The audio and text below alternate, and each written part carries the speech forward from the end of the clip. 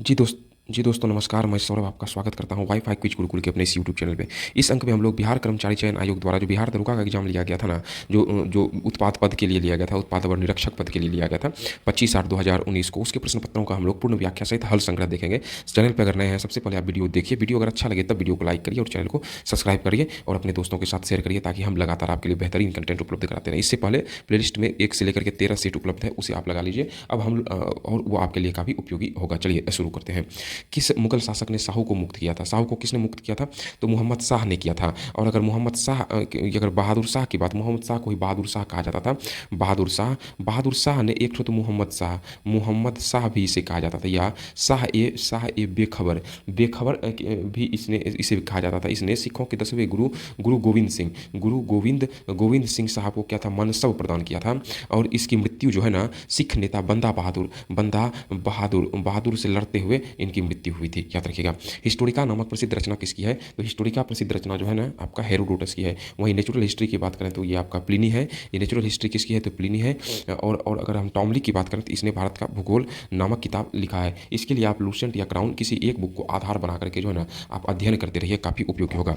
भारत में पहला एम्स कहाँ खुला था? फर्स्ट एम्स की बात कर रहा है। तो पहला एम्स कहाँ खुला था? नई दिल्ली में खुला था। कहाँ पे? नई दिल्ली में। अगर बिहार के संदर्भ में देखें, बिहार में पहला एम्स कहाँ खुला था? पटना में। और दूसरा एम्स कहाँ खुला था? दरभंगा में खुला था। किसने बंगाल की राजधानी मुर्शिदाबाद से मुंगेर स्थानांतरित किया था? किसने किया था? तो यह आपका हो जाएगा इसमें आंसर, मीर कासिम हुआ था। मीर कासिम ने किया था, मीर कासिम ने मुख्य रूप से। तो मीर कासिम एक तरह से अगर कहा जाए तो यह क्या था? अंग्रेजों के हाथों की कठपुतली जो था ना, वह कौन था? मीर जाफर था। कौन था? मीर जाफर था।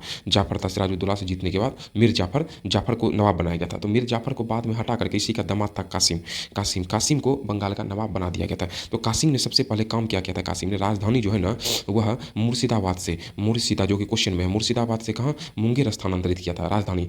और पुनः जो है ना मुर्शिद कुली खान अगर आया था, मुर्शिद कुली खान की बात करें तो इसने जो है ना, इसने राजधानी को ढाका से कहाँ? मुर्शिदाबाद स्थानांतरित किया गया था। अगर राजधानी की बात करें तो सबसे पहले ढाका आया था। ढाका के बाद मुर्शिदाबाद राजधानी मुर्शिद कुली खान ने। और उसके बाद फिर मुंगेर राजधानी किसने? मुंगेर। तो मुंगेर मीर कासिम ने स्थानांतरित किया था। निम्न में से कौन सा काल क्रम के अनुसार सही है? काल क्रम के अनुसार पूछ रहा है। तो इसमें आ जाएगा आपका रामानुज, उसके बाद रामदेव साहब आए, फिर चैतन्य महाप्रभु, फिर Tulsi. Option number B right answer हो जाएगा। निम्न में से कौन कांग्रेस के कभी अध्यक्ष नहीं बने थे? कांग्रेस के अध्यक्ष कौन नहीं बने थे? तो यह बने थे बाल गंगाधर तिलक साहब, जो है ना कांग्रेस के कभी अध्यक्ष नहीं बने थे। और बाल गंगाधर तिलक को अंग्रेज अधिकारी वेलेंटाइन सिरोल ने जो कहा ना, भारतीय अशांति का जनक भी कहा है। भारतीय अशांति का जनक वेलेंटाइन सिरोल ने कहा था। मार्ले मिंटो सुधार अधिनियम कब पारित हुआ था? तो यह सुधार अधिनियम कब हुआ था? 1909 में ईस्वी में मार्ले मिंटो सुधार अधिनियम हुआ था। और इसके लिए मुख्य रूप से इसमें जो हुआ था मुस्लिम के लिए पृथक निर्वाचन प्रतिनिधित्व प्रणाली को अपनाया गया था। और इसका जो है ना, और इसका जो नेतृत्व पृथक निर्वाचन प्रणाली में क्या होता है कि इसका नेतृत्व जो है ना मुस्लिम नेता ही करेगा। कोई मुस्लिम नेता ही इसका प्रतिनिधित्व करेगा, वही उसको वोट करेगा, मुस्लिम नेता को ही मतदान करेगा, ठीक है ना। तो इस तरह का व्यवस्था कराया गया था।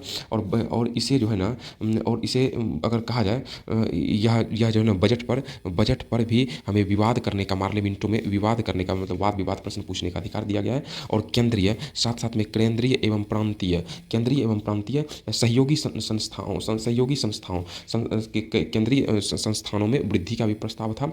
और निर्वाचित सदस्यों का चयन, और निर्वाचित सदस्य का जो चयन होता था वह अप्रत्यक्ष निर्वाचन प्रणाली के स्टार्ट हुआ था। यानी का अगर हम प्रश्न करें कि पहली बार चुनाव प्रणाली जो है ना, चुनाव प्रणाली पार्लियामेंटो सुधार 1909 में किया गया। सती प्रथा का उन्मूलन किसके सहयोग से हुआ था? सती प्रथा का उन्मूलन किसके सहयोग से? तो राजा राममोहन राय के सहयोग से हुआ था। और उस समय अंग्रेज अधिकारी कौन था? लॉर्ड विलियम बेटिंग इसी के सहयोग से कब? 1829 ईस्वी में जो है ना सती प्रथा का अंत हुआ था। और राजा राममोहन राय को जो है ना भारतीय पुनर्जागरण का पिता भी कहा जाता है।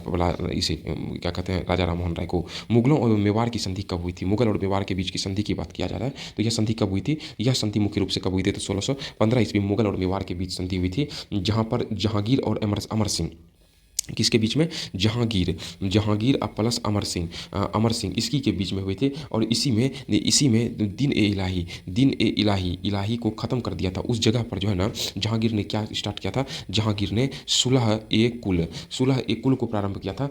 हॉकिंस एवं इसी के दरबार में, जहांगीर के दरबार में ही हॉकिंस एवं टॉमस रो इसी के दरबार में भारत आए थे। और इसी के शासनकाल को क्या कहा जाता है? चित्रकला का स्वर्ण युग इसके शासनकाल को कहा जाता है। ताजमहल के लिए पत्थर कहाँ से लाया गया था? तो इसमें आंसर हो जाएगा आपका मकराना से लाया गया था। और ताजमहल की बात करें तो ताजमहल की रूपरेखा की अगर हम बात करते हैं ना, तो रूपरेखा किसने? उस्ताद ईसा खान ने ताजमहल की रूपरेखा स्थापित किया था। इसका अगर हम लोग बात करते हैं मुख्य स्थापत्य कलाकार जो था ना, मुख्य स्थापत्य कलाकार अहमद लाहौरी, उस्ताद अहमद लाहौरी इसका मुख्य स्थापत्य कला था। और इसे पूर्ववर्ती हुमायूं का मकबरा भी कहा जाता है, मकबरा भी इसे कहा जाता है। और साथ में और यूनेस्को ने 1983 ईस्वी में यूनेस्को ने विश्व धरोहर में इसे शामिल किया था, धरोहर में इसको शामिल किया था। कांग्रेस की स्थापना के समय भारत का वायसराय कौन था? जब कांग्रेस का स्थापना किया था, लॉर्ड डफरिन हुआ करता था। और मुख्य रूप से अगर लॉर्ड डफरिन की बात करें ना, तो तृतीय आंग्ल बर्मा युद्ध में अंतिम रूप से जो है ना, अंग्रेजी राज्यों में बर्मा को मिला लिया गया था लॉर्ड डफरिन के शासनकाल में।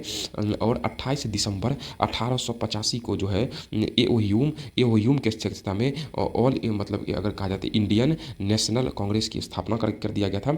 और नागरिक सेवा, याद रखिएगा, नागरिक सेवा विकास किस के लिए कौन सा आयोग आया था? वह आया था एशियन आयोग भारत आया था नागरिक सेवा विकास के लिए। अलीगढ़ की संधि का संबंध किससे है? अगर अलीगढ़ की संधि की हम लोग बात करते हैं ना, तो अलीगढ़ की संधि का संबंध ईस्ट इंडिया कंपनी और सिराजुद्दौला से है। और अलीगढ़ की संधि में अंग्रेजों ने जो था ना इस संधि में, तो अंग्रेजों ने फ्रांसीसी बस्ती किसको?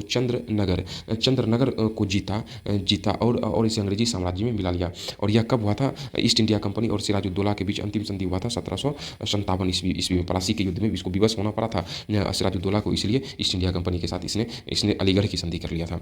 यज्ञ की देखरेख कौन करता था? ये वैदिक समय से है, तो ये इसका आंसर आ जाएगा आपका ब्रह्मा, यज्ञ की देखरेख। वहीं होत्री या होता की बात करें तो इसको कहा जाता है ऋग्वेद में जो मंत्र है ना, उसको पढ़ने वालों को होत्रिया कहा जाता था। अगर उद्गाता की बात करें तो सामवेद के मंत्र पढ़ने वाले को उद्गाता, और यजुर्वेद के मंत्र पढ़ने वाले को हम अधर्व्यू कहते हैं। सुलह ए कुल की नीति किसने अपनाया था? यह क्वेश्चन फिर अभी आया था अभी तुरंत को थोड़ा देर पहले। तो सुलह ए कुल की नीति का संबंध अगर कहा जाए ना, तो वह मुख्य रूप से अकबर से संबंधित है। सुलह ए कुल की नीति हालांकि किसने अपनाई थी? स्टार्ट तो जहांगीर ने कराया था, लेकिन सुलह ए कुल की नीति अकबर से। इसका अर्थ क्या होता है? अर्थ यह होता है कि सार्वभौमिक शांति से है, इसका संबंध है सार्वभौमिक शांति से है। और दिन ए इलाही की स्थापना अकबर के द्वारा दिन ए इलाही की स्थापना अकबर के द्वारा 1882 में कराया गया था। और साथ में इलाही संवत की स्थापना अकबर के द्वारा भी 1882 के एक साल बाद 83 में इलाही संवत की स्थापना किया था। अगर सुल ए कुला नीति प्रारंभ किसने किया था? जहांगीर ने। उसको अपना लिया था किसने? अकबर ने अपनाया था। इटली ने आक्रमण कर किस देश को जीता था? तो इटली ने आक्रमण कर जो जीता था वह किसको जीता था? मोरक्को को जीता था। अगर मोरक्को कहा जाता है यह एक प्रकार से अफ्रीकन देश है। और इसकी राजधानी अगर कहा जाए तो मोरक्को की राजधानी रबात है। और यहाँ की मुद्रा है मोरक्को दिरहम है यहाँ की मुद्रा। और अगर कहा जाए मोरक्को को ही क्या कहा जाता है? हॉर्न ऑफ अफ्रीका में कौन सा आता है? याद रखिएगा, हॉर्न ऑफ अफ्रीका अगर कहा जाता है किसको? मोरक्को को। हॉर्न ऑफ अफ्रीका में आता है इरिट्रिया जो ऑप्शन में है, और जिबूती, सोमालिया और अबेसिनिया, इथियोपिया इसको क्या कहा जाता है? हॉर्न ऑफ अफ्रीका कहा जाता है। रुद्रदामन से संबंधित कौन सा अभिलेख है? इसका संबंध हो जाएगा आपका जूनागढ़ अभिलेख का संबंध किससे है? रुद्रदामन से है। और इसने किस भाषा में जारी किया था? इसने संस्कृत भाषा में जारी किया था। और इससे पहले जितने अभिलेख होता था ना, वह सभी अभिलेख इसमें प्राकृत भाषा में, इससे पहले सभी अभिलेख होता था प्राकृत भाषा में जारी। या एक तरह से कहा जाए पहला अभिलेख था जो संस्कृत में भी जारी किया था। याद रखिएगा सर्वप्रथम अभिलेख यही था। और मुख्य रूप से रुद्रदामन में खास करके अगर सुदर्शन झील का जीर्णोद्धार भी रुद्रदामन से संबंधित है। इसने सुदर्शन, याद रखिएगा, सुदर्शन झील का जीर्णोद्धार करवाया था। और सुदर्शन झील पूछेगा कहाँ है, तो यह आपका गुजरात में है। आप लोगों के लिए जो है ना जितने भी सारे जो स्टडी मटेरियल्स हैं, खास करके हम अभी जो आपका रोशन आनंद सर का जो स्टडी मटेरियल है, खास करके ये हिस्ट्री का, पॉलिटी का, ज्योग्राफी, इकोनॉमी, साइंस का जो ऑब्जेक्टिव जितने क्वेश्चन हैं उसका व्याख्या सहित हम उपलब्ध करा देंगे आंसर, और टेस्ट फॉर्मेट में आप उसे लगा लीजिए तो आपके एक भी प्रश्न मतलब प्रश्न छूटने की संभावना बिल्कुल ही कम हो जाएगी और रिजल्ट लगभग श्योर हो जाएगा। याद रखिए, आप अधिक से अधिक अभ्यास करिए, वही आपको रिजल्ट को सुनिश्चित करेगा। मंगल पांडे का संबंध किस नेटिव इन्फेंट्री से था? मंगल पांडे है तो यह कौन से था? यह 34 नेटिव इन्फेंट्री से था। और मंगल पांडे अगर कहा जाए ना तो मंगल पांडे ने 20 मार्च, याद रखिए 20 मार्च 1857 को मंगल पांडे ने कारतूस का जो है ना विरोध किया था। और किस छावनी से? बैरकपुर छावनी में कारतूस का विरोध किया था उन्होंने। और साथ साथ में दो अंग्रेज अधिकारी लेफ्टिनेंट बाग और मेजर ह्यूसन, बाग जो है ना और ह्यूसन दो अंग्रेज अधिकारी, लेफ्टिनेंट बाग और ह्यूसन किसने क्या करा दिया? हत्या करवा दिया, दो अंग्रेज अधिकारी। और साथ साथ में इसी को क्या गिरफ्तार कर लिया गया था। और गिरफ्तार के बाद 8 मई 1857 को इसे फांसी दे दिया गया, किसे? मंगल पांडे को। और 10 मई 1857 ईस्वी को मेरठ के 20 नेटिव इन्फेंट्री, विद्रोह हुआ था 34 में। मंगल पांडे का संबंध 34 में था, लेकिन 20 नेटिव इन्फेंट्री की बात करें इसने यहाँ से विद्रोह की शुरुआत हुई थी। चतुर्थ बौद्ध संगीति किसके शासनकाल में हुआ था? चतुर्थ बौद्ध संगीति की बात किया जाए ना तो वह मुख्य रूप से कनिष्क के शासनकाल में हुआ था। और चतुर्थ बौद्ध संगीति अगर कहा जाती है कहाँ हुआ था? यह हुआ था कुंडलवन में। कहाँ? कुंडलवन। यह कहाँ पड़ता है? कश्मीर में। कुंडलवन कश्मीर में हुआ था। और इसी में मुख्य रूप से अगर चतुर्थ बौद्ध संघ कुषाण के काल में, कुषाण के समय में हुआ था, याद रखिएगा, कनिष्क के समय में। और कनिष्क के समय में ही सोना का सर्वाधिक अगर शुद्ध सिक्का अगर कहा जाए, शुद्ध सिक्का कनिष्क के समय में चलाया गया था। और यह कुषाणों के द्वारा जारी किया था, याद रखिएगा। कुषाण वंश से संबंधित है, कनिष्क कुषाणों के द्वारा इसे जारी किया गया था, कुषाणों के द्वारा जारी किया था। और यह जो है ना और चतुर्थ इसके शासनकाल में जो है गंधार, और अगर कहा जाए गंधार प्लस मथुरा इसी के शासनकाल में शैली का विकास जो है ना मुख्य रूप से कुषाणों के समय में हुआ था। स्वराज पार्टी का संबंध किस व्यक्तित्व से था? स्वराज पार्टी का संबंध आपका हो जाएगा सी आर दास, चित्तरंजन दास। और इसके अगर हम लोग स्वराज पार्टी के अगर अध्यक्ष की बात करें, चित्तरंजन दास को अध्यक्ष बनाया गया था। और इसके मोतीलाल नेहरू इसके कौन थे? महासचिव थे। मोतीलाल नेहरू कौन थे? महासचिव थे। और स्वराज शब्द का पहली बार फर्स्ट बार प्रयोग किया गया था, स्वराज शब्द का। और मुख्य रूप से स्वराज पार्टी का संबंध याद रखिए चित्तरंजन दास से है। स्वराज शब्द का पहली बार प्रयोग किसने किया था? दयानंद सरस्वती ये भी पॉइंट याद रखिएगा, ने किया था। स्वराज शब्द का पहली बार प्रयोग किया था। सांप्रदायिक निर्वाचन का जनक किसे कहा जाता? तो अभी तुरंत बताया, अभी क्वेश्चन आया था, मार्ले मिंटो सुधार अधिनियम 1909। इसी को सांप्रदायिक निर्वाचन प्रणाली का जनक लॉर्ड मिंटो को कहा जाता है, क्योंकि उसमें व्यवस्था किया गया था, मुस्लिमों के लिए अलग प्रतिनिधित्व बांट दिया गया था। और मुस्लिम सांप्रदायिक में मुस्लिम जो नेता जो है ना, जो इलेक्शन में खड़े होंगे तो मुस्लिम वोट सब उसी को वोट करेंगे और किसी को नहीं करेंगे, सब व्यवस्था किया गया था। इसमें काफ़ी विरोध हुआ था।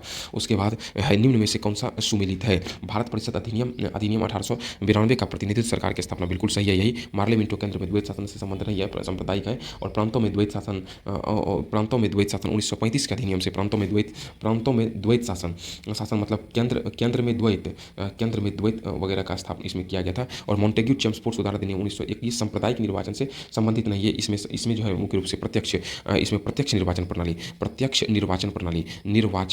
प्रत्यक्ष की शुरुआत हुआ था इसी में। और द्विसदनीय व्यवस्था इसी में प्रारंभ हुआ था। और पहली बार महिलाओं को वोट देने का अधिकार अगर कहा जाए, महिला अगर जो है ना वोट देने का अधिकार यहीं से स्टार्ट हुआ था। और बजट मुख्य काम इसी में हुआ था। बजट पर बहस हो गया, महिलाओं को वोट देने का अधिकार, द्विसदनीय प्रणाली, प्रत्यक्ष निर्वाचन प्रणाली की शुरुआत मॉन्टेग्यू चेम्सफोर्ड 1919 में हुआ था। अगला, राष्ट्रीय ध्वज का डिजाइन किसने तैयार किया था? तो राष्ट्रीय ध्वज की बात करें तो इसका डिजाइन किसने किया था? पिंगली वेंकैया साहब ने किया था। और राष्ट्रीय ध्वज अगर बात करें तो इसे हमारे संविधान सभा द्वारा 22 जुलाई 1947 को अपनाया गया संविधान सभा ने। और इसे संविधान सभा में प्रस्तुत हंसा मेहता ने किया था, याद रखिएगा, हंसा मेहता ने इसे संविधान सभा में प्रस्तुत किया था। और यह एक तरह से सभी को जो है ना, सभी भारत में सभी को ध्वज फहराने का अधिकार जो है ना 2002 में दिया गया था। 1818 में फीफा विश्व कप किस देश ने जीता था? 1818 की बात करें तो किसने जीता था? वह अर्जेंटीना ने जीता था। तो इसके लिए आप जो है ना करंट के लिए SPD करंट अफेयर्स इसके लिए आप पढ़ते रहें, वह पढ़ें, वो आपके लिए काफ़ी उपयोगी होगा। और 2024 की बात करें, 2024 में इसका आयोजन कहाँ पे हुआ? 2024 में आयोजन होगा उज्बेकिस्तान में इसका आयोजन होगा। और इसमें अगर विजेता की बात करें, विजेता कौन था? विजेता था आपका ब्राज़ील, और उप विजेता कौन था? उप विजेता था कौन? अर्जेंटीना। उप विजेता कौन था? अर्जेंटीना था। अगला एशियाई खेल कहाँ होगा? अगला एशियाई खेल की बात अगर हम लोग कहा जाए तो अगला एशियाई खेल होगा आपका 2024 में होगा। और इसकी मेजबानी पाकिस्तान मेजबानी। और 2026 में जापान में नगोया शहर है, नगोया शहर में होगा जापान में, नगोया शहर और आइची शहर, इस दोनों जगहों पे जो ना अगला एशियाई खेल का आयोजन किया जाएगा। 6 अगस्त 1945 तथा 9 अगस्त 1945 क्रमशः जापान और जापान की हिरोशिमा तथा नागासाकी पर जो परमाणु बम गिराए गए थे उसमें से कौन सी अभिक्रिया हुई थी? तो परमाणु बम जब गिराया गया था इसमें कौन सी अभिक्रिया हुई थी? विखंडन अभिक्रिया हुई थी। विखंडन अभिक्रिया में होता है कि एक जो है ना वह भारी नाभिक टूटता है 2 हल्के नाभिक में। और सर्वप्रथम विखंडन अभिक्रिया की बात करें तो स्ट्रॉसमैन एवं हॉर्न ने दिया था। किसने दिया था? स्ट्रॉसमैन एवं हॉर्न ने दिया था। अलकनंदा और भागी नदी आकर के कहाँ मिलती है? तो यह आकर के कहाँ मिलती है? यह आकर के मिलती है आपका देवप्रयाग में। और अगर अलकनंदा की बात करें प्लस अगर पिंडारी यह मिलता है कहाँ पे? कर्णप्रयाग। इसके संगम को कर्णप्रयाग कहता है। अलकनंदा प्लस धौली गंगा अलकनंदा प्लस धौली गंगा, इसको कहा जाता है विष्णु प्रयाग। याद रखिएगा, विष्णु प्रयाग कहा जाता है। अलकनंदा प्लस धौली नंदा, अलकनंदा प्लस मंदाकिनी, इसको कहा जाता है मंद का रुद्र प्रयाग कहा जाता है। इसे कहा जाता है विष्णु प्रयाग कहा जाता है। अगला जकोट त्रिकोण का संबंध किससे है? जकोट त्रिकोण की बात करें ना तो इसका संबंध मुख्य रूप से जकोट न होना चाहिए, जगोटा त्रिकोण का संबंध किससे है? तो यह है दक्षिणी कोरिया, ताइवान और Japan. Option number A right answer है। अगर वहीं पर बरमूडा त्रिकोण की हम लोग बात करें ना तो यह बरमूडा पहले कहाँ? अटलांटिक महासागर में है। यह बरमूडा ट्रायंगल कहाँ है? फ्लोरिडा और प्यूर्टो और बरमूडा। फ्लोरिडा कहाँ है? USA मतलब अमेरिका में। यही ट्रायंगल का शेप यहाँ निर्धारित होता है। इनमें से कौन इस्पात उद्योग से संबंध में सुमेलित है? इस्पात उद्योग मुख्य रूप से अगर कहा जाए ना तो तमिलनाडु और सलेम इस्पात उद्योग से संबंधित है। और इसके साथ में बोकारो हो गया। बोकारो कहाँ है? झारखंड में है बोकारो। कब? 1964 ईस्वी में जो है ना 1964 ईस्वी में तृतीय पंचवर्षीय योजना में 1964 तृतीय पंचवर्षीय योजना में इसकी स्थापना किया था। वहीं दुर्गापुर की बात करें, दुर्गापुर कहाँ है? तो यह बंगाल में है। और भिलाई कहाँ है? भिलाई आपका छत्तीसगढ़ में है। और राउरकेला कहाँ है? उड़ीसा में है। और इस तीनों का जो निर्माण किया गया था वह दूसरी पंचवर्षीय योजना में, यह याद रखिए। लेकिन बोकारो का 1964 में तृतीय पंचवर्षीय योजना में स्थापना किया गया था इस्पात संयंत्र का। अगला निम्न में सुमिलित करें। काजीरंगा, यहाँ है काजीरंगा कहाँ पे है? तो काजीरंगा आपका असम में है। तो पहला का हो जाएगा 2। और फिर बांधवगढ़ आपका जो है ना बांधवगढ़ हो जाएगा आपका मध्य प्रदेश MP में है 3। उसके बाद नंदनकानन आपका उड़ीसा में है 4। और उसके मेलघाट आपका महाराष्ट्र में 5। 2 3 4 1 ऑप्शन नंबर देख लीजिए किसमें है? 2 3 4 1, इसी को बना लीजिए 2 3 4 1 ऑप्शन नंबर ए। उसके बाद दूध सागर जलप्रपात कहाँ स्थित है? दूध सागर की बात किया जा रहा है तो दूध सागर कहाँ है? यह आपका जलप्रपात कहाँ पे है? गोवा में है। कहाँ पे? गोवा में। उसके बाद नामचिंग नमफुक कोयला क्षेत्र कहाँ है? नामचिंग नमफुक कोयला क्षेत्र की बात करें तो यह कोयला क्षेत्र कहाँ है? अरुणाचल प्रदेश में है। यहीं पे अरुणाचल प्रदेश में यह कोयला क्षेत्र स्थित है। और इसी में आप लोग खास करके जो है ना नेशनल पार्क जो है ये सभी चीज़ को आप लोग तैयार कर लें, काफ़ी उपयोगी होगा। निम्न में से कौन सा मंडल सर्वाधिक गर्म होता है? सर्वाधिक गर्म मंडल की बात किया जा रहा है ना, यहाँ पे आपका जो सर्वाधिक गर्म मंडल कौन सा ऑप्शन हो जाएगा? ये हो जाएगा आपका क्षोभ मंडल। सर्वाधिक गर्म मंडल है और इसको सबसे निचला मंडल भी है। निचला मंडल इसे कहा जाता है। और इसके गर्म होने का मुख्य कारण जैसे नीचे से पृथ्वी पर से जलवाष्प हो गया, जलवाष्प के बाद आपका एरोसोल हो गया, एरोसोल के बाद आपका विभिन्न गैसें हो गया, विभिन्न गैसें इन सबों के कारण यह गर्म होता है। और अगर यहाँ पे और पॉइंट ले लें तो जितनी सारी मौसमी जैसे बादल का बनना, बारिश होना, मौसमी घटनाएं जितनी होती है ना, मौसमी घटनाएं वह सारी मौसमी घटनाएं कहाँ पे संपन्न होती है? तो वह सभी मौसमी घटनाएं यहीं पर संपन्न होती है। बहुत सारी मौसमी घटनाएं के बाद में उसकी सबसे ऊपरी सीमा को, इसी का सबसे ऊपरी सीमा जो होता है ना, ऊपरी सीमा, इसी को ट्रोपोपाज कहा जाता है। ट्रोपोपाज कहा जाता है सबसे ऊपरी सीमा को। महाराष्ट्र और कर्नाटक में अवस्थित पश्चिमी घाट को क्या कहते हैं?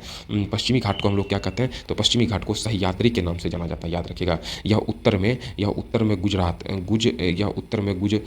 में ताप्ती नदी, यह उत्तर में गुजरात में ताप्ती ताप्ती उत्तर में गुजरात में ताप्ती नदी के मुहाने पर, और दक्षिण की अगर बात करें, दक्षिण की हम बात करते हैं, दक्षिण में कन्याकुमारी दक्षिण में कहाँ, कन्याकुमारी तक यह फैला हुआ है। और पश्चिमी घाट खास करके पश्चिमी घाट का यह क्या है, यह हिस्सा है, पश्चिमी घाट का हिस्सा है, याद रखिएगा। अगला है, निम्न में से कौन सा सुमेलित नहीं है? नाथुला है, सिक्किम है, सिपकिला यह कहाँ है? हिमाचल प्रदेश में। यह कहाँ है? हिमाचल प्रदेश में। और सब ठीक है, option number C is the right answer आ जाएगा। उसके बाद रंगीत नदी कहाँ बहती है? रंगीत नदी की बात करें ना, तो रंगीत नदी जो है मुख्य रूप से वह सिक्किम में बहती है, रंगीत नदी। और तिस्ता और रंगीत दोनों, खास करके एक नदी है तिस्ता, वह भी सिक्किम की नदी है, और रंगीत दोनों को सिक्किम की जीवन रेखा भी कहा जाता है, तिस्ता और रंगीत को। कर्क रेखा निम्न में से किस राज्य से होकर के गुजरती है? कर्क रेखा की अगर बात करते हैं तो झारखंड हो गया, मध्य प्रदेश हो गया, त्रिपुरा हो गया, Mizoram. Option number A right answer है। और कर्क रेखा मुख्य रूप से 21 जून को कर्क रेखा मतलब सूर्य जो होता है ना, सूर्य कर्क रेखा पर लंबवत सूर्य कर्क रेखा पर लंबवत रहता है। और इसी के दिन जो है ना कर्क संक्रांति कहते हैं, 21 जून को कर्क संक्रांति, यानी उत्तरी गोलार्ध में सबसे बड़ा दिन, सबसे मतलब यहाँ यानी बड़ा दिन होता है उत्तरी गोलार्ध में 21 जून को। अगला, किस अनुच्छेद में कहा गया है कि राज्य के नीति निर्देशक तत्व न्याय योग्य नहीं है और न्यायालय में इसे नहीं ले जाया जा सकता है? तो अनुच्छेद 37 में इस तरह का व्यवस्था किया गया है। और राज्य का नीति निर्देशक तत्व कहाँ से लिया है? यह लिया है आयरलैंड के संविधान से लिया है, और भाग 4 में अवस्थित है। अनुच्छेद 36 से 51 में इसका जिक्र है। और अनुच्छेद 44 का संबंध क्या है? एक समान सिविल संहिता का संबंध है अनुच्छेद 44। राज्य निर्वाचन आयुक्त को पदच्युत कौन कर सकता है? तो राज्य निर्वाचन आयुक्त को पदच्युत कौन कर सकता है? जो हटाने की प्रक्रिया उच्च न्यायालय के न्यायाधीश को हटाने की प्रक्रिया है। इसकी नियुक्ति कौन करता है? इसकी नियुक्ति मुख्य रूप से राज्यपाल करता है, राज्यपाल इसकी नियुक्ति करता है। और इसका गठन का संबंध अनुच्छेद 243 के में इसके गठन का प्रावधान रखा गया है। भारत में राष्ट्रपति के कार्यकाल से संबंधित कौन सा क्रम सही है? राष्ट्रपति के कार्यकाल से संबंधित? तो आपका सबसे फखरुद्दीन अली अहमद, ज्ञानी जैल सिंह, आर के नारायण और शंकर दयाल ये गड़बड़ है।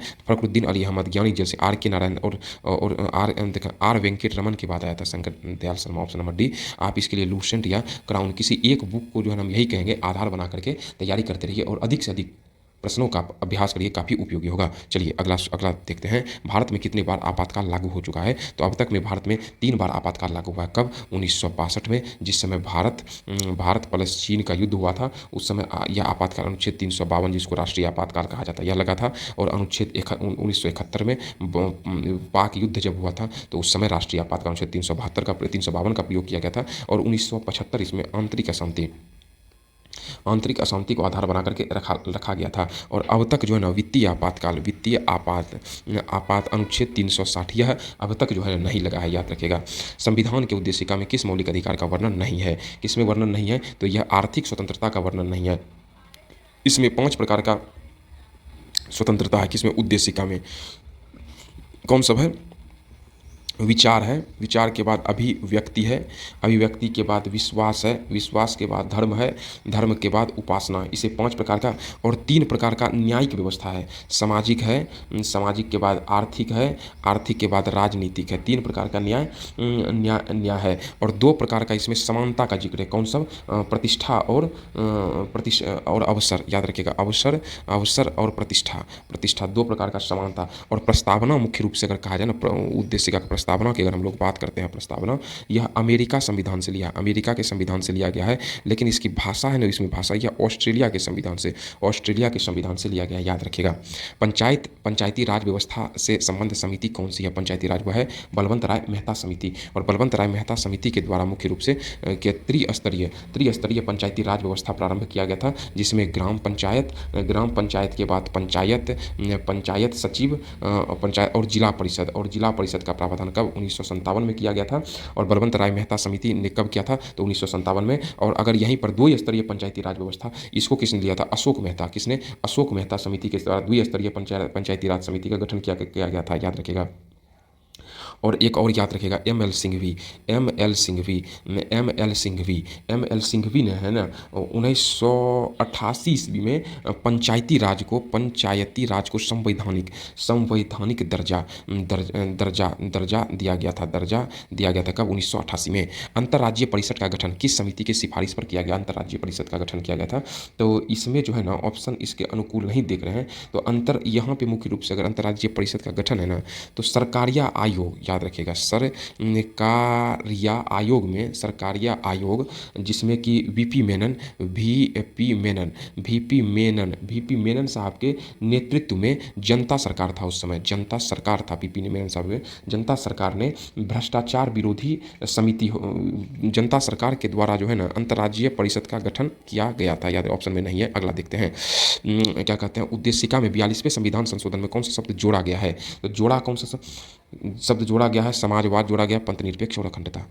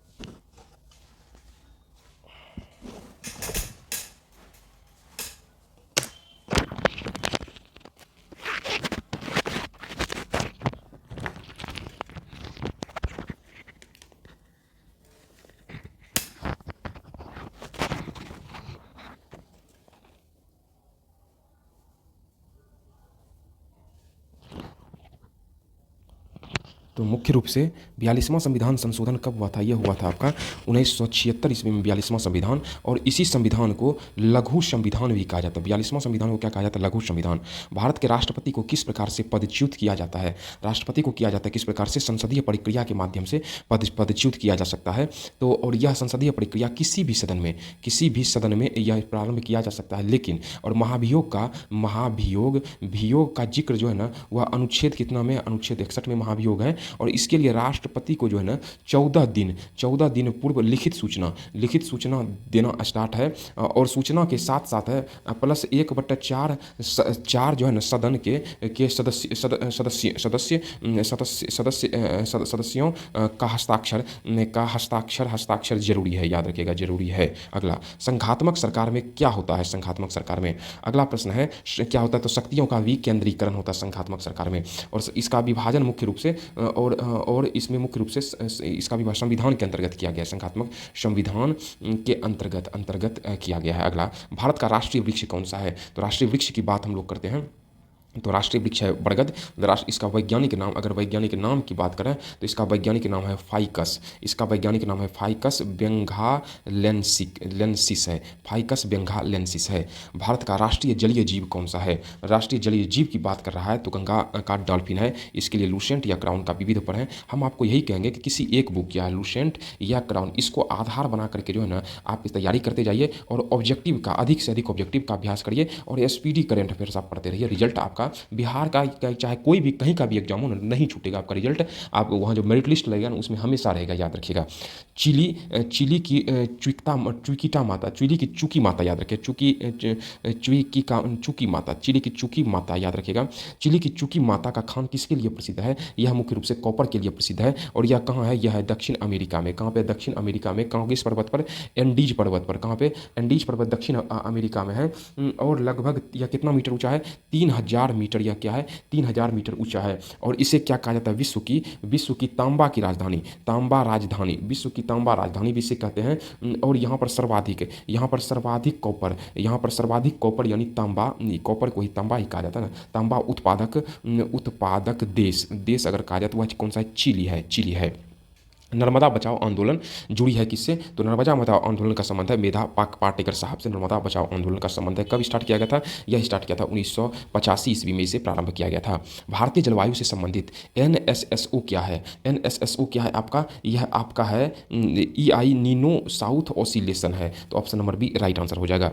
2011 की जनगणना के अनुसार सर्वाधिक जनसंख्या किस राज्य की है? तो ऑप्शन ए उत्तर प्रदेश की है। याद रखिए, छोटे छोटे प्रश्न गलती नहीं होने दीजिएगा। और दूसरे नंबर में किसका है? दूसरा नंबर में है आपका महाराष्ट्र और तीसरे नंबर पे है बिहार। याद रखिएगा, बिहार जनसंख्या घनत्व के मामले में 1 नंबर पे है बिहार, घनत्व में याद रखिएगा, सर्वाधिक जनसंख्या घनत्व।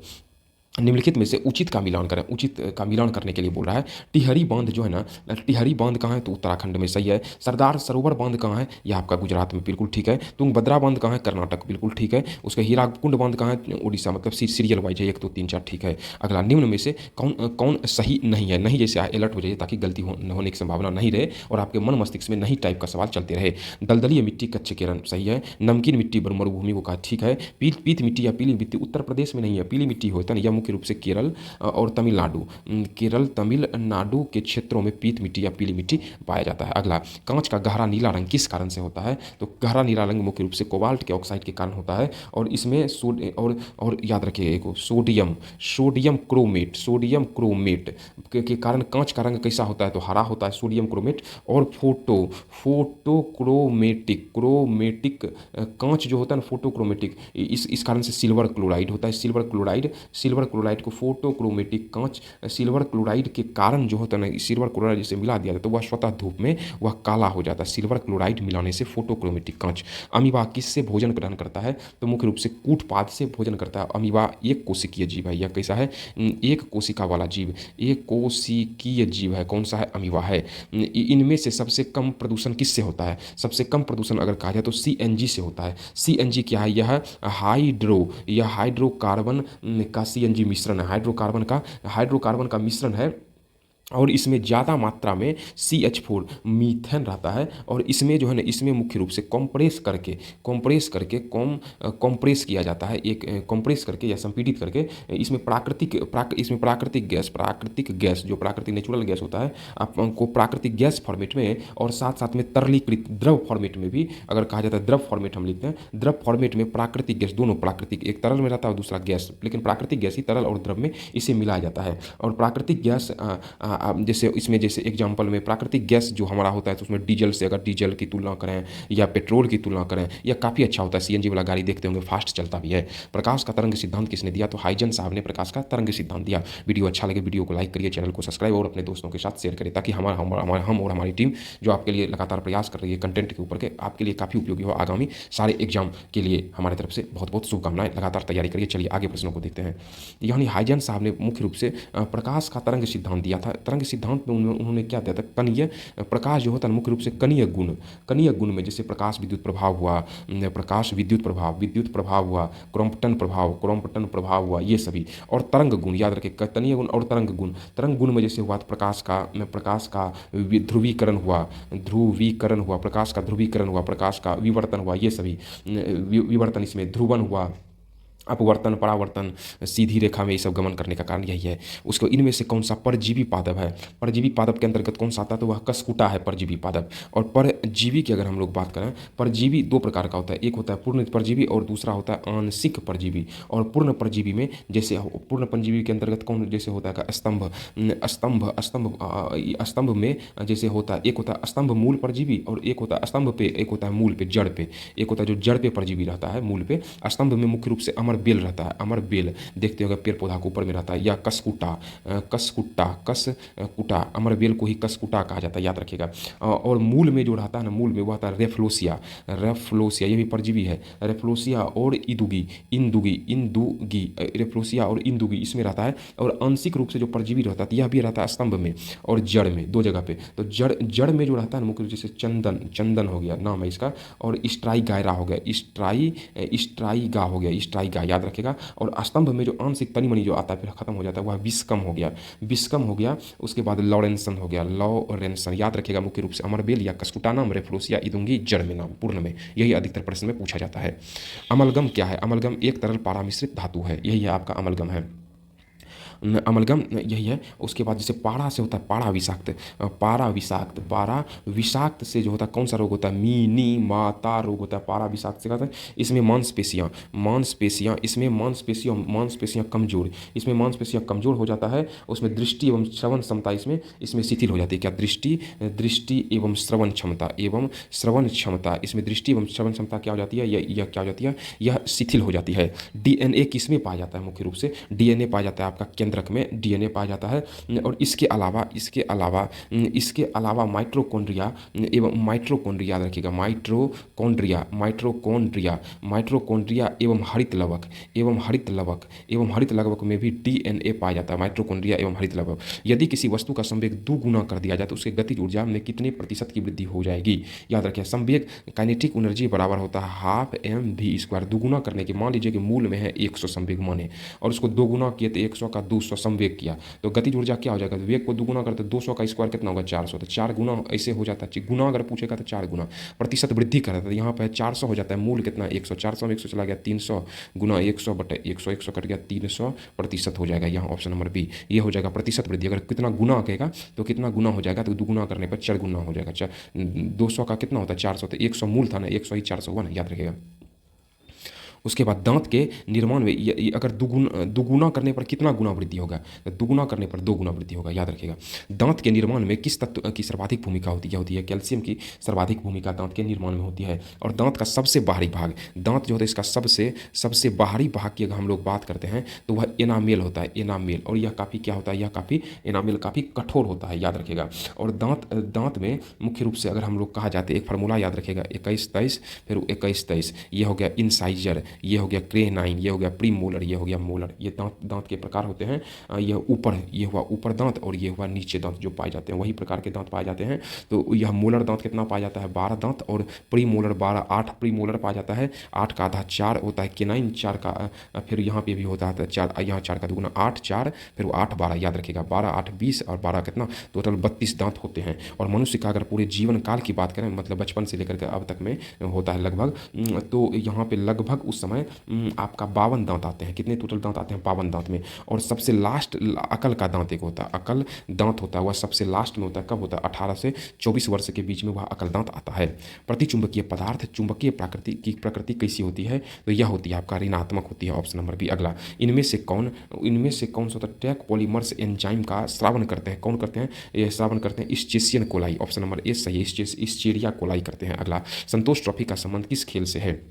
वह क्रिकेट खेल से संबंधित है संतोष ट्रॉफी का संबंध। इसके लिए आप लूसेंट या क्राउन, हम शुरू से ही बोल रहे हैं, आप इसके विविध हुआ या इस बुक को आप बेस बना लीजिए, बेस बना करके आप आधार बना के तैयारी करिए। दोषपूर्ण शिक्षा प्रणाली का प्रतिफल क्या है? वह युवा अशांति है। दोषपूर्ण शिक्षा प्रणाली, इसमें यह युवा अशांति है। अगला, उसके बाद अगला प्रश्न देखते हैं, वस्तु संयोग स्थापन का उदाहरण है। वस्तु संयोग स्थापन का क्या उदाहरण है? पेन और स्नाही। याद रखिएगा, स्याही का दाम बढ़ेगा तो पेन का भी दाम बढ़ेगा, यही है स्थापन, एक दूसरे का पूरा का एक दूसरे पर डिपेंड है। अगला, जब जब समाज सभी नियमों के मापदंडों के साथ पालन करता है तो उसे क्या कहते हैं? तो उसे हम लोग क्या कहते हैं? तो उसे हम लोग समाजीकरण कहते हैं। यानी ये समाजीकरण में समाज के विभिन्न प्रकार के व्यवहार इसमें आता है। व्यवहार हुआ, रीति रिवाज हुआ, समाज के विभिन्न व्यवहार, रीति रिवाज, गतिविधियाँ इसमें क्या है? इसमें शामिल है। इसमें समाज के विभिन्न व्यवहार, रीति रिवाज, गतिविधियाँ शामिल है। एक प्रकाश वर्ष बराबर होता है 9.46 गुना 10⁻15 मीटर के बराबर होता है। 10⁻15 मीटर के यह बराबर होता है। और एक पारसेक होता है ना, एक पारसेक बराबर होता है 3.26 प्रकाश वर्ष या 3.08 गुना 10⁻16 मीटर के एक प्रकाश वर्ष यह भी होता है मीटर में। आई कंक्यूर्ड किसने कहा था? यह मुख्य रूप से कहा था जूलियस सीजर के द्वारा यह कहा गया था। Option number D. अगला प्रश्न, there is no such thing as a free laugh पुस्तक किसने लिखा है? तो यह पुस्तक जो है ना मिल्टन फ्रायडमैन के द्वारा लिखा गया। Option number B, Milton Friedman. अगला, भारत का राष्ट्रपति किस प्रकार का वीटो का प्रयोग नहीं करता है? अगर नहीं जैसे याद रखेगा, इसमें वैशेषिक अधिकार के वीटो का प्रयोग नहीं करता। और वीटो जो होता है ना, यह अनुच्छेद किसमें है? अनुच्छेद 111 के अंतर्गत आएगा। इसमें आंतरिक वीटो, निलंबनकारी वीटो और पॉकेट वीटो, यह इस पर जो होता है ना, इस पर किसी भी प्रकार का जो है इसका मतलब निर्णय दे सकता है, यह उसके पास अधिकार होता है। धान के खेत में किस प्रकार की गैस निकलती है? तो धान के खेत से मुख्य रूप से मीथेन गैस निकलती रहती है, याद रखिएगा। और मीथेन गैस के साथ साथ में अगर हरित गृह प्रभाव गैस की अगर बात करें तो इसमें आपका मीथेन हो गया, कार्बन डाइऑक्साइड हुआ, नाइट्रोजन ऑक्साइड हुआ और O3 मतलब ओजोन हुआ। यह तापमान में वृद्धि का कारण होता है। तापमान में वृद्धि का कारण होता है। और वायु, जिससे क्या होता है? तो वायुमंडल में इसकी मात्रा बढ़ जाने से तापमान में वृद्धि होती है। जर्मनी की आधिकारिक मुद्रा का नाम क्या है? तो जर्मनी की आधिकारिक मुद्रा कौन सी है? आपकी यूरो है, याद रखेगा। अब मैथ के प्रश्न आ जाता है, इसको भी सॉल्व करते हुए चलते हैं। 15 संख्याओं का औसत 7 है, तो 15 संख्याओं का कुल योग क्या हो जाएगा? 15 गुना 7 कितना हो गया? 105। टोटल यही हो गया ना। अब प्रथम 8 संख्याओं का औसत 8 गुना 6.5 है, तो बराबर हो गया 52। और अंतिम 8 जो है, इसका अगर टोटल नंबर कितना हो जाएगा? 8 गुना 8 ही है ना, इस बार औसत है 8.5, कितना हो गया? 68। और ये दोनों को जोड़िए तो कितना होगा? 120। 120 में 105 है ना, तो यहाँ यानी मध्य संख्या कितनी है? तो यानी मध्य संख्या 15 है। 120 में 105 घटाएंगे तो कितना होगा? 15। Option number B. अगला, निम्न में से उचित विकल्प का चुनें। यहाँ पे देखिए 1 2 3 4 5, 1 2 3 4 5 मतलब 5 ही बनता है, तो 3 है, त्रिभुज बनेगा, त्रिभुज इसमें है, तो ऑप्शन नंबर क्या हो जाएगा? ऑप्शन नंबर आपका सी हो जाएगा। ऑप्शन नंबर सी मतलब यह त्रिभुज गोला के अंदर बनेगा। अगला, ऐसे संख्या कितने हैं? कितने 8 है जिनके पहले 6 है और बाद में 5 है? देखिए एगो 8 यहाँ है, तो इसको अंडरलाइन करिए, इसके पहले 6 है और बाद में 5 है, ठीक है। दूसरा 8 यहाँ है, तो ये संतुष्ट नहीं करता। तीसरा 8 यहाँ देखिए, इसके पहले 6 है और पहले 6 बाद में 5, ठीक है। इसमें नहीं संतुष्ट कर रहा है, इसमें भी नहीं संतुष्ट करना, तो एक तो ये ऑप्शन हो गया, एक तो ये, मतलब ये 2 ऑप्शन हुआ। ऑप्शन दो ठो है, तो ऑप्शन नंबर बी हो जाएगा 2। और इसको सॉल्व करने के लिए आप कह रहा है, तो आप इसे सॉल्व करें। लग रहा है नहीं, देखते हैं, लग रहा है A square minus A B plus B square के फॉर्म में है। इसको आप ए मान लीजिए और इसको बी मान लीजिए, तो यह ए अब बी ना दिख रहा है, लग रहा है, तो यह ए इसको बी सेम नंबर है, ए बी जो माने हर जगह पे। और ये लग रहा है आपका A cube plus B cube form में है। और कोई भी संख्या अगर करते हैं ना, जैसे मान लीजिए, तो अगर नहीं कोनो संख्या, फिर भी अगर बट्टे में कभी शून्य मान नहीं होता, बट्टे में हमेशा एक मान होता है, याद रखें। इसको एक करने के लिए बैलेंसिंग क्या हो जाएगा? अगर यहाँ पर हम ए प्लस बी दे देते हैं, A cube plus B cube बराबर होता है क्या formula? A plus B into A square minus A B plus B square, यही होता है ना। तो ए क्यूब तो यानी ये क्या हो गया? ये पूरा ये कट गया, तो ए बी खाली बचा था ना जी। तो ए बी जब बचा हुआ था, तो ए बी का मान कितना है? 6.03। ये दोनों जुटेगा तो ऑप्शन नंबर कितना हो जाएगा? 1 ए। अगला देखते हैं, ए बराबर 2, ए का नंबर वैल्यू कितना है? 1 से अपोजिट 1 बढ़ गया 2, तो यानी 2 हो गया, 1 जुटा, तो बी का 2 प्लस 1 किया 3। इसी तरीके से इसी तरीके से यानी 20 है। एस कितना होता है? एस होता है 19 में 1 जोड़ेंगे तो कितना होगा? 20। एस के बाद टी यू होता है कितना? यू होता है 21 में 1 जोड़ेंगे कितना हो जाएगा? 22। ऐसे करिएगा तो ऑप्शन नंबर सी संतुष्ट कर दे रहा है, RBEY। उसके बाद ए गुना बी का अर्थ क्या होता है? ए बी का भाई है, तथा ए माइनस बी का अर्थ होता है ए बी की माता। इनमें से कौन सा संबंध है जो आर और डी का मामा है? तो आप ऑप्शन लेकर के इसको इस तरह के सवाल को बना सकते हैं। तो देखिए हम क्यों गुना वाला ही ऑप्शन लेते हैं, जो पहले गुना है, तो गुना किस में? इसमें है। आर गुना क्यू का अर्थ होता है ए बी का भाई है, तो आर क्यू का भाई है, आर जो है मुख्य रूप से क्यू का भाई है, तो आर ना भाई है तो आर पे प्लस चढ़ गया। याद रखिएगा, मेल के लिए हम प्लस इंडिकेट करेंगे और फीमेल के लिए हम माइनस लेंगे। और यहाँ पे क्या होता है? तो उसके बाद देखिए, तथा ए माइनस बी का अर्थ क्या होता है?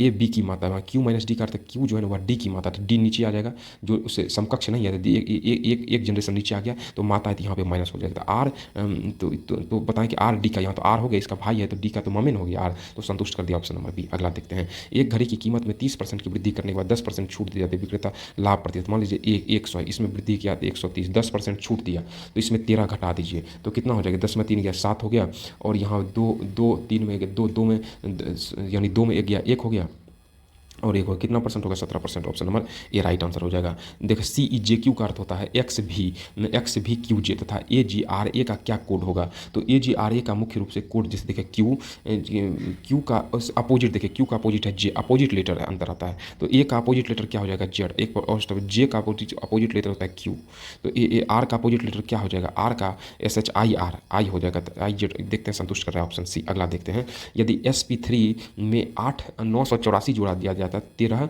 क्यू 7 प्राप्त होता है, और 13 क्यू 7 11 से विभाजित है, तो पी और क्यू का मान ज्ञात करें।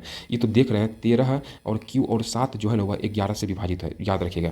तो 7 3 10 1, 7 3 10 1 11, इसमें जो है ना अगर हम लोग जो है ना यानी 7 3 10 11 से विभाजिता का नियम क्या होता है, एक अंक छोड़ करके जोड़िए, 7 3 10 है तो इसको जोड़ने पे 10 होना चाहिए, तो तब 11 से विभाजित हो जाएगा। यहाँ 9 अगर लेते हैं तो यह ऐसे, तो 1397 संख्या 11 से विभाजित हो जाती है, तो एगो क्यू का मान तो हम निकाल लिए क्या हो गया 9 हो गया, ठीक है ना। उसके बाद SP3 में इतना जोड़ दिया जाए तब यहाँ पे क्या है कि 4P3 में 4P3 है ना, 4P3 में 4P 984 जोड़ दिया जाए 13 क्यू 7 प्राप्त होता है, तो 984 जोड़ने के लिए कहा जाए, और अगर हम P के जगह पे मतलब अगर तो कितना प्राप्त होता है, तो अगर हम लोग को प्राप्त हो गया क्यू का मान कितना है, क्यू का मान है आपका 1397, ठीक है ना, और 1397 क्यू का मान निकल गया, और इसमें आप 984 घटा देते हैं, 984 घटा दिए तो इसमें 413 प्राप्त है, तो पी का मान कितना हो गया 401 ही हुआ ना,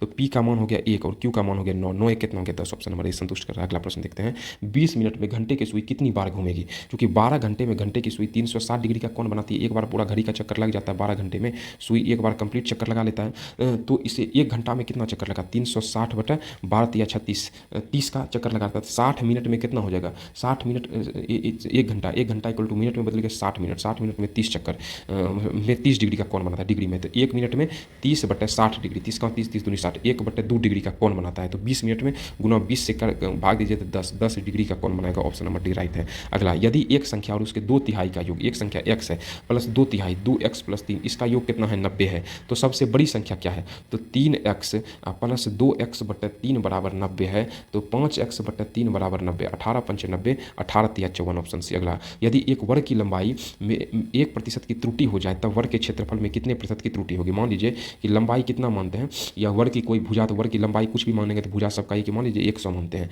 अगर 1% की त्रुटि हो जाए मतलब ज़्यादा लिखा गया, तो 1% अगर प्लस होता है तो 101 होगा। वर्ग का क्षेत्रफल कितना, इसका स्क्वायर करेंगे तो भुजा स्क्वायर होता है, 100 का स्क्वायर कितना होगा, 1 पर 1 2 3 4 शून्य। अब इसका भी स्क्वायर करिए, क्षेत्रफल का बात कर रहा है, इस पर जब स्क्वायर करेंगे तो 101 कितना होगा 10 201 हो जाएगा। इस मतलब अंतर कितना हो गया, अंतर हो गया दोनों में घटा दीजिए, 201 का अंतर है, तो प्रतिशत अंतर कितना हो, अंतर गुना 100, 201 गुना 100 बटा मूल कितना है, 1 पर 1 2 3 4 शून्य, 2 शून्य कट गया, इसमें भाग देंगे तो 2.01 लगभग हुआ, अप्रॉक्स 2% लगभग में। Option number C. अगला देखते हैं, एक कार की चाल 36 किलोमीटर प्रति घंटा तथा बस उससे 40 मीटर आगे है, यदि कार 20 सेकंड में 60 मीटर पीछे कर देता है तो बस की चाल पूछ रहा है, ये ना पूछ रहा है जी। तो इसका जो है ना, तो मुख्य रूप से अगर चाल अगर देखते हैं तो कितना है 36 किलोमीटर प्रति घंटा, तो 36 को मीटर प्रति 5 बटे 18, 18 दूनी 36 बराबर कितना होगा 10 मीटर प्रति सेकंड, यही हो गया ना जी। तो चूंकि समय बराबर क्या होता है, समय बराबर होता है दूरी बटे चाल होता है, तो समय कितना है, समय है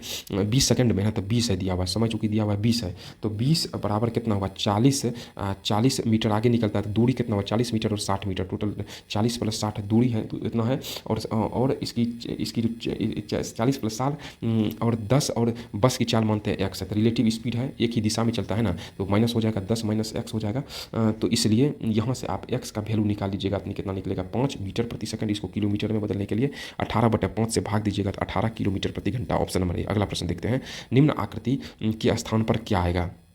यहाँ देख रहे हैं एक रो कम होते गया, इसमें एक रो कम, यही फाइनल मोमेंट रहा, एक रो कम हुआ, ई खत्म ये हुआ, उसी तरह ई खत्म हुआ, फिर एगो शून्य खाली बचेगा, तो एगो शून्य ऊपर में बचेगा। Option C. अगला देखते हैं, यदि ये सवाल जो है ना में एक्स का मान देखिए प्लस है माइनस है, प्लस है माइनस, ऐसे करेंगे तो जीरो आएगा, ऑप्शन में नहीं है, तो इसका आंसर क्या रह गया, तो प्रश्न में कुछ ना कुछ टाइपिंग एरर आ गया है, इस वजह से हो सकता है कि प्रश्न की प्रकृति बदल गई है। यदि एक पेड़ की छाया यहाँ प्रश्न है ना, तो एक पेड़ की छाया √3 गुना है तो उसका उन्नयन कोण कितना होगा। तो उन्नयन कोण इतना है तो यह √3 गुना x है। तो अगर आपका √3 गुना x मानते हैं इसका, तो यह क्या अगर √3x हुआ तो यही हुआ ना। तो मान लीजिए कि टेन में हमेशा टेन थीटा बराबर क्या था, लंब बटे कर्ण। लंब क्या हो गया x बटे √3x हो गया। अच्छा इसको कटाएंगे तो क्या हो जाएगा 1/√3।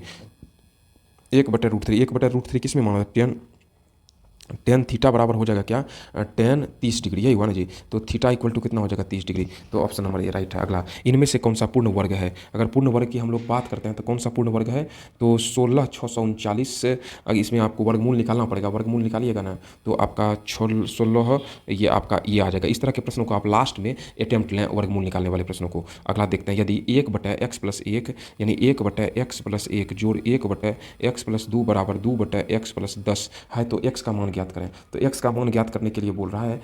तो इसका x का मान जब निकालिएगा यहाँ से सॉल्व कर लीजिएगा, इतना तो उम्मीद रख ही सकते हैं कि आप लोग सॉल्व कर लीजिएगा। -26/17 ऑप्शन नंबर -26/17 किसमें है जी, minus option number C right answer होगा। एक थैले में याद रखिए 1 रुपया हो गया, 50 पैसा हो गया और 10 पैसा हो गया। इसके सिक्का है, सिक्का का अनुपात कितना है, 3 है, 5 है और 7 है, यही है ना सिक्कों का अनुपात है।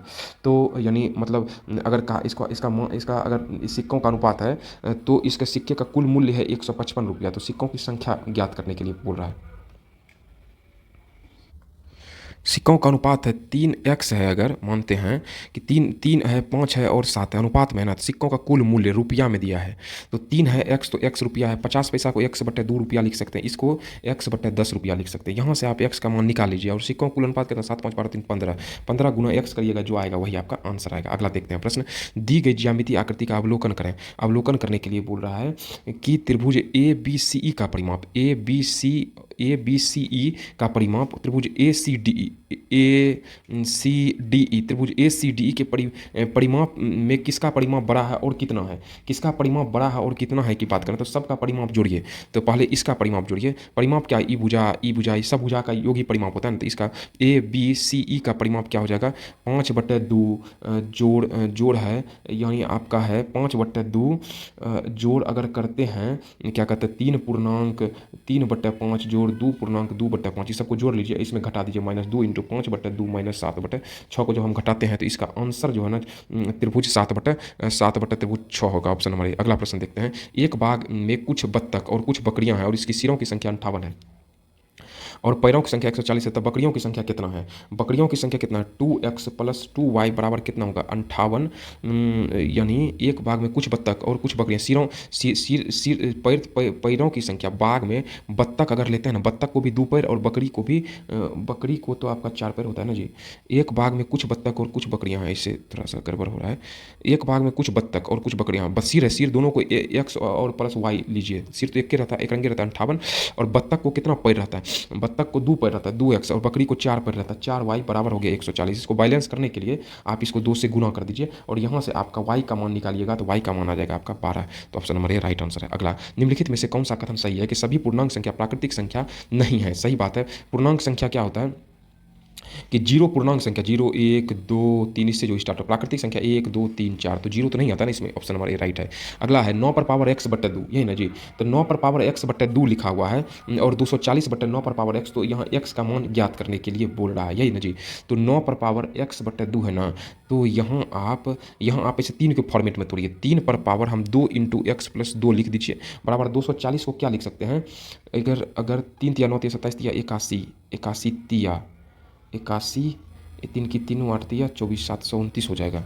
तो आप इसको ऐसे बनाइए, एक जगह करिए 9/x/2, इसको इधर करिए माइनस 9/x बराबर हो जाएगा 240, यही है ना जी। तो 9/x/2 माइनस 240 ये आपका 3 से तो कटेगा, यहाँ से आप x का वैल्यू निकालिएगा, वही आपका आंसर आएगा 1/2। 1/2 या आप ऑप्शन पुट करके इसका आंसर देख सकते हैं। तो सब ऑप्शन पुट करिए, देखिए 240 आता है, यहाँ 1/2 रखिए, तो यहाँ 1/2 रखिए। तो 2 दूनी 4 1 कितना हो गया, 9/2 दूनी 4 1 5/2 माइनस 9/1/2। तो यहाँ जब करिएगा तो 240 आएगा। करिएगा नहीं तो कमेंट करिएगा, फिर से बता देंगे। एक रोलर में सड़क को समतल किया जाना है। यदि रोलर का व्यास 70 सेंटीमीटर और लंबाई 1 मीटर है तो 1000 चक्कर में रोलर को समतल कर देता है तो सड़क का क्षेत्रफल क्या होगा। सड़क का क्षेत्रफल की बात करें तो रोलर का अगर त्रिज्या r बराबर रोलर का त्रिज्या आर बराबर क्या होता है, डी बटा 2 बराबर क्या होता है, डी का मान है 70 बटा 2 बराबर कितना होगा 35 सेंटीमीटर, यही होगा जी। और परिधि क्या होता है, परिधि परिधि बराबर क्या होता है 2 पाई आर, 2 गुना 22/7 गुना आर है 35, 7 बटा 35 35 220 सेंटीमीटर हुआ, ये परिधि हुआ ना। और चूंकि चूंकि रोलर एक चक्कर में रोलर जो है ना, एक चक्कर में 220 मीटर का चक्कर लगता है, इसलिए 1000 चक्कर में तो 220 मीटर और गुना 1000 से इसको गुना कर दीजिए, यही ना जो सवाल का था, वैसे वैसे आपको पढ़ना है। तो इसमें उसके बाद सड़क का क्षेत्रफल अगर हम निकालते हैं तो रोलर की सड़क का क्षेत्रफल बराबर क्या हो जाए, रोलर की लंबाई गुना 1000। अब रोलर की लंबाई का मान कितना है 220 और गुना 1000, और इससे जब 220 गुना 1000 करिएगा तो आपका 2200 वर्ग मीटर में आ जाएगा, सेंटीमीटर मीटर में बदल जाएगा। 10 सेंटीमीटर, 15 सेंटीमीटर, 7 सेंटीमीटर माप की लंबाई जो कार्टून का आयताकार बॉक्स में, तो बॉक्स का क्षेत्रफल क्या होगा, आयताकार बॉक्स का क्षेत्रफल है ना, वो संपूर्ण क्षेत्रफल का 2 इंटू एल बी जोड़ बी एच जोड़ एच एल, संपूर्ण निकलेगा, पूरा क्षेत्रफल बोल रहा है तो 2 इंटू ये हुआ लंबाई, ये हुआ चौड़ाई और ये हुआ ऊंचाई। एल बी बराबर 10 गुना 5 कितना हुआ 50, बी एच बराबर 35 और एच एल बराबर हो गया 70। इसको जब गुना करेंगे तो 200 सॉरी कितना हो जाएगा, इसको जब गुना करेंगे तो आपका 7×21 310, ऑप्शन नंबर बी अगला। तो इस तरीके से इसको कंप्लीट करा दिया गया है और इस तरीके लगातार आप अभ्यास करिए, और वीडियो अच्छा लगे वीडियो को लाइक करिए, चैनल को सब्सक्राइब दोस्तों के साथ शेयर करिए, ताकि हम और हमारी टीम लगातार आपके लिए कंटेंट जो उपलब्ध करा रहे हैं उपलब्ध कराते रहें। चलिए मिलते हैं अगले अंक में, धन्यवाद।